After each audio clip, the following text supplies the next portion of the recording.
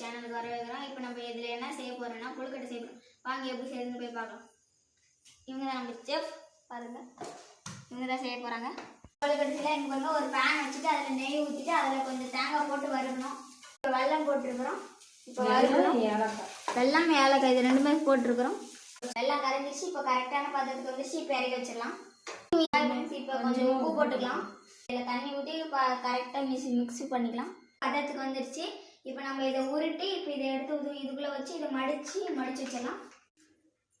பாருங்கள் friends, stuffing வச்சுருக்கிறோம். நான் அதிலே டிசைன் போட்டு மான்ஸ்டர் மாதிரி கொண்டு வந்துருக்கிறோம். பாருங்கள், நம்ம இட்லி சட்டியில் தண்ணி கொதிச்சிருந்துச்சு. இப்போ நம்ம இந்த கொழுக்கட்டை எடுத்துக்குள்ளே வச்சுட்டு இப்போ இதை மூடி வச்சுட்டு ஒரு 10 நிமிஷம் கழிச்சு வந்து பார்க்கலாம். வெந்துருச்சு இல்லைன்னு பார்க்கலாம். நல்லாவே வெந்துட்டுக்குது. கொழுக்கட்டை ரெடி ஆச்சு. இதே மாதிரி உங்கள் வீட்டில் நீங்களும் செஞ்சு சாப்பிட்டு பாருங்கள். அப்படியே ஒரு லைக் அண்ட் சப்ஸ்கிரைப் பண்ணி விட்டுருங்க ஃப்ரெண்ட்ஸ்.